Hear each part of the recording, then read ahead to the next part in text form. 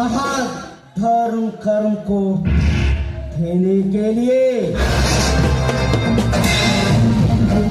एक ग्रामीण स्थान नहीं,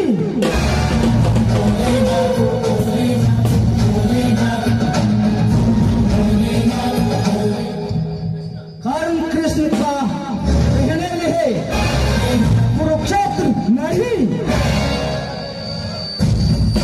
देवेगौड़ का जीवित खेल नहीं चलेगा।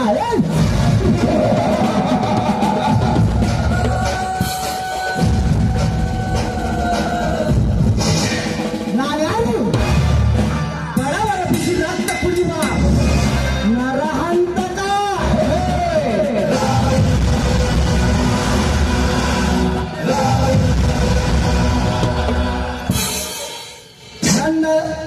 ನನ್ನ ಕಲಿಯುವಲ್ಲೇ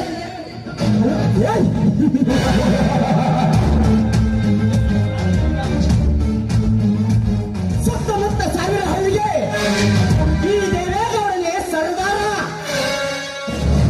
ಅಂದ ಮೇಲೆ ಈ ಊರಿಗೆ ಈ ದೇವೇಗೌಡನೇ ಪಾಳೆಗಾರ.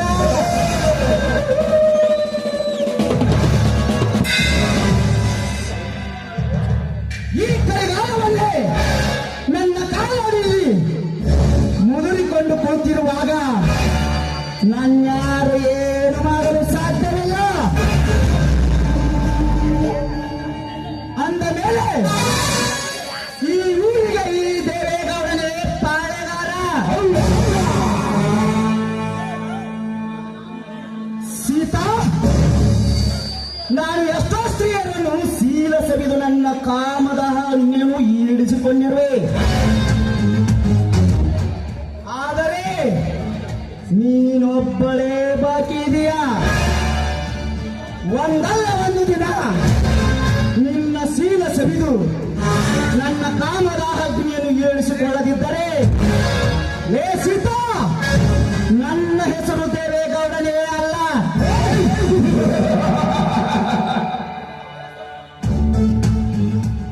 ಲೇ ರಾಮ,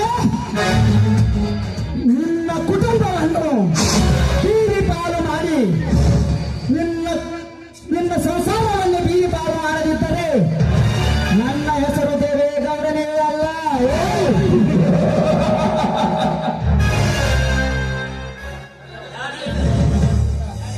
ಸೀತಾ,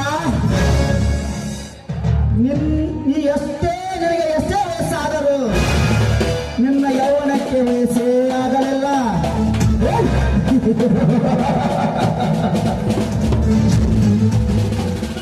ನನ್ನ ಕುಟುಂಬದ ಬುದ್ಧಿಯಿಂದ ನಿನ್ನ 10 ಎಕರೆ ಆ ರಾಮನ 10 ಎಕರೆ ಜಮೀನನ್ನು ನನ್ನ ಹೆಸರಿಗೆ ಬರೆದುಕೊಂಡಿರುವೆ. ಇನ್ನು ಉಳಿದಿರುವುದು ಕೇವಲ 2 ಎಕರೆ ಮಾತ್ರ. ಅದನ್ನು ಹೇಗಾದರೂ ಮಾಡಿ ಕಂಬಳಿಸಿಕೊಂಡು ಹೇ ರಾಮ್ಯ, ನಂತರ ನೀನು ಭಿಕ್ಷಾಧಿಪತಿ, ನಾನು ಕೋಟ್ಯಾಧಿಪತಿ.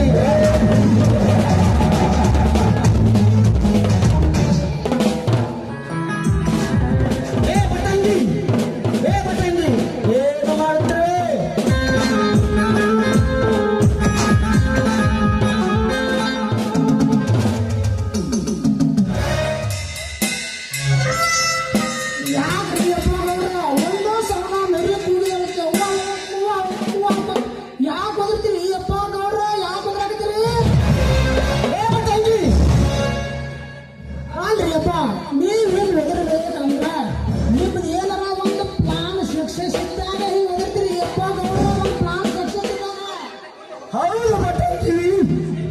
ಒಂದು ವಿಷಯವಿದೆ.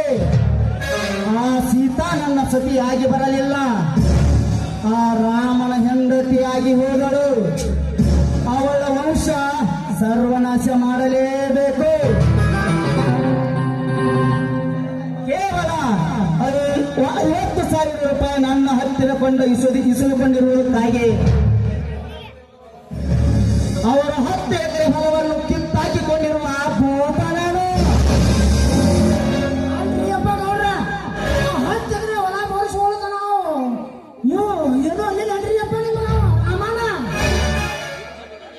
ಕಟುಕನಿಗೆ ಕುರಿ ಕಡಿ ಹೀಗೆ ಕಡಿಯಬೇಕೆ ಏನು ಹಾಗ ಕಡಿಯಬೇಕೆ ಎಂದು ಹೇಳಿದಂತಾಯಿತು ಈ ನಿನ್ನ ಮಾತಿನ ಅರ್ಥ. ತಂಗಿ ಬಡವರಿಗೆ ಸ್ವಲ್ಪ ಸಾಲವನ್ನು ಕೊಟ್ಟು ಅವರ ಮನೆ ಆಸ್ತಿಯನ್ನು ನಮ್ಮ ಹೆಸರಿಗೆ ಮಾಡಿಕೊಂಡು ನಂತರ ಆ ರಾಮನ ಆಸ್ತಿಯನ್ನು ಖಾಲಿ ಪೇಪರ್ ಮೇಲೆ ಸಹಿ ಹಾಕಿಸಿಕೊಂಡು ನನ್ನ ಹೆಸರಿಗೆ ಮಾಡಿಕೊಂಡಿರುವೆ. ಬಟ್ಟಂಗಿ ಅವ ರಾಮನ ಆಸ್ತಿ ಬಳಸ್ಕೊಳ್ಳೋ ತನಕ ನಿಮ್ಮ ಏನು ಅನ್ನೋದಿಲ್ಲ. ಈ ದೇವೇಗೌಡ ಎಂತ ಮನುಷ್ಯ ಎನ್ನುವುದು ಅವನಿಗೆ ತುಂಬಾ ಚೆನ್ನಾಗಿ ಗೊತ್ತು. ನನ್ನ ವಿಷಯಕ್ಕೆ ಬಂದರೆ ಅವನ ಜೀವ ಉಳಿತಿರಲಿಲ್ಲ. ಹೌದರ ಮಂಗ್ಯಾನ ಮಗನ ಅಂದ್ರೆ ಶಿಕ್ ಕಿರಣನ ನೋಡಿ ಮಗ ಹುಡುಗ ಬದ್ದಿದ ನಾಯಕತೆ ಜೋಡಿಸೋದು ನೋಡಿದಂತ ಮಗ ಒಂದು ಹೊಲಿ ಬರೋದು ಮಾತ್ರ ನಾಟಕ ಕಾಪಾಡದ ಏನಾದ್ರು ಗುಸು ಯಪ್ಪ ಏನಿಲ್ರಿ ನಿಮ್ಮ ಪ್ಲಾನ್ ಭಾಳ ಸೂಪರ್ ತಿಳಿಲ್ರಿ ಗೌಡ ನಿಮ್ಮ ಪ್ಲಾನ್ ಸೂಪರ್ ತಿಳಿನೇ ಇರಾಕ ಬೇಕ.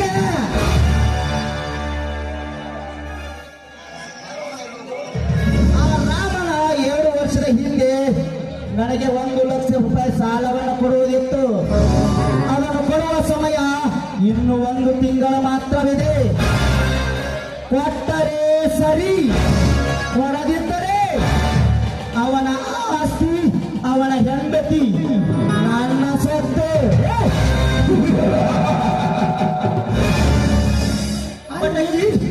ಅದಕ್ಕೆ ಏನಾದರೂ ಒಂದು ಉಪಾಯವಿದ್ದರೆ ಹೇಳು.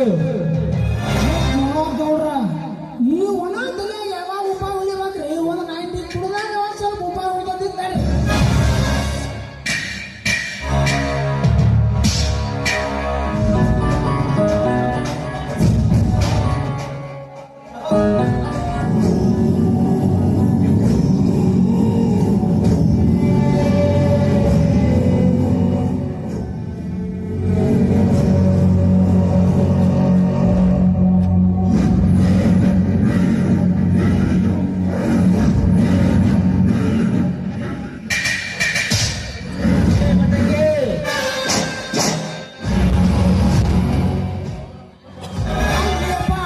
ನಿನ್ನ ಕೆಲಸ ಆವಾಗ ತಿಳ್ಕೋರಿ ಗೌಡ್ರ.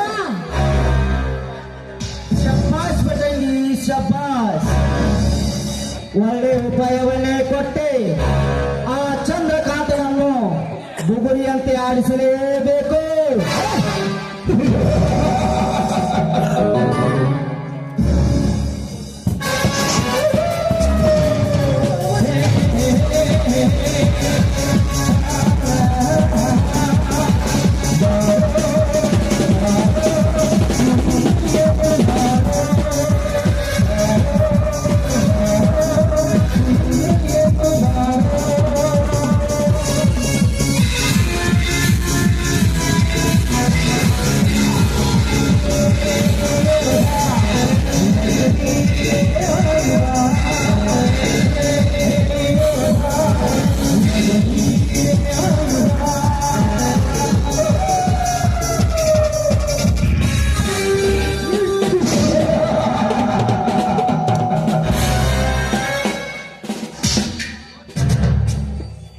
ನೋಟಿಗೆ ಕೋಟ ಎಂದು ಹೆಸರು ಸೇರಿಸಿ ಕೋಟ ನೋಟನ್ನು ಪ್ರಿಂಟ್ ಮಾಡಿ ಹೊರ ರಾಜ್ಯಕ್ಕೆ ಸಾಗಾಣಿಕೆ ಮಾಡುತ್ತಿರುವ ನರಕಾಸುರನನ್ನು ಒಳ್ಳೆಯ ಗಾಂಧಿ ನೋಟನ್ನು ನನ್ನ ವಶಪಡಿಸಿಕೊಂಡು ಕೋಟಿ ಕೋಟಿ ನೋಟಿಗೆ ಈಗ ಅಗ್ನಿರಾಜನೇ ಅರಸನಾಗುವ ಆಸೆ. ಆದರೆ ನನ್ನ ಈ ಕೆಲಸ ಆಗಬೇಕಾದರೆ ಈ ದೇವೇಗೌಡ ಬದುಕಿರಬಾರದು. ಅವನ ಮೇಲೆ ಕೋಟಾನುಗಳನ್ನು ಸುರಿದು ಬೆಂಕಿ ಹಚ್ಚಿ ಒಳ್ಳೆಯ ಗಾಂಧಿ ನೋಟನ್ನು ನನ್ನ ಅರಮನೆಯಲ್ಲಿಟ್ಟು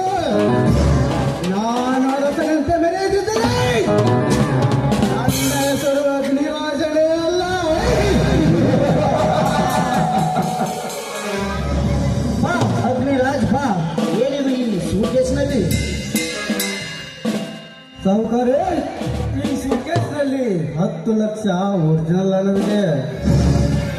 ಅಗ್ನಿರಾಜ್, ಈ ಹಣವನ್ನು ನಿನ್ನೆ ತಾನೇ ಬ್ಯಾಂಕಿಗೆ ಕಟ್ಟಿ ಬಾ ಅಂತ ಹೇಳ್ತೀನಲ್ಲ. ಬ್ಯಾಂಕಿಗೆ ಹಣ ತುಂಬಿ ಬಂದಿದ್ದೇನೆ ಸೌಕರ್ಯ.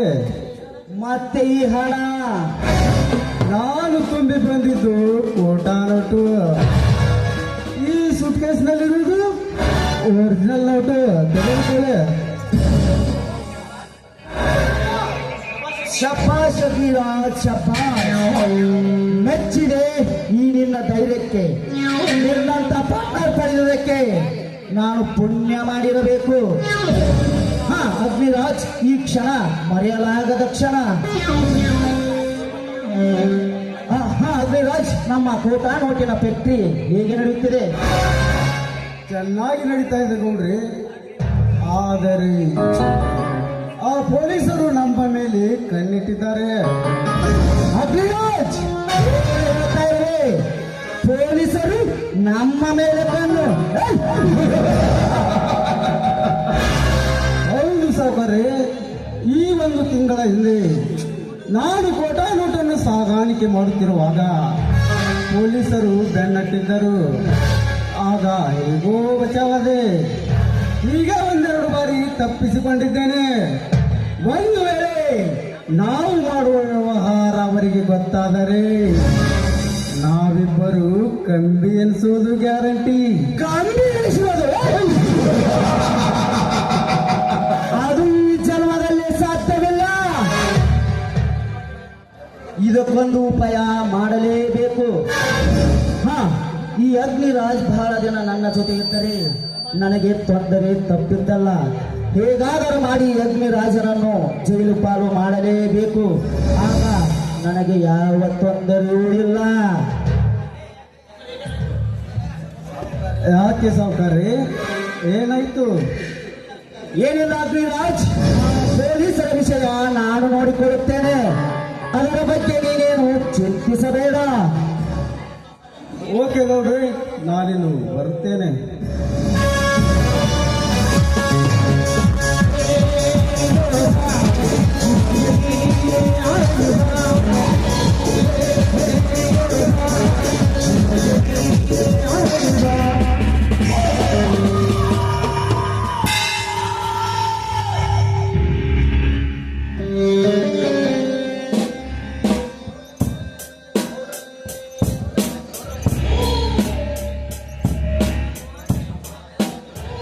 ಅಲ್ಲಿ ಏನ್ ನೋಡ್ರ, ಇನ್ನೇನಾದ್ರು ಬೆಳಿಗ್ಗೆ ಶ್ರೀವಾನ್ ಟಗಿನಾಗ ಒಂದು ಸಣ್ಣ ಸಣ್ಣ ಹುಡುಗರು ಪಿಕ್ಚರ್ ನೋಡೋದು ಹೋದಾಗ ಒಂದ್ ಸ್ವಲ್ಪ ₹100 ಕೊಡ್ತೀರಿ ನೋಡಿ, ಹೋಗಿ ಪಿಕ್ಚರ್ ನೋಡಿ ಬರ್ತೇನ್ರಿ. ಏ ಪಟಂಗಿ, ಈ ವಯಸ್ಸಿನಲ್ಲೂ ಇದೆಲ್ಲ ನನಗೆ ಬೇಕಾ?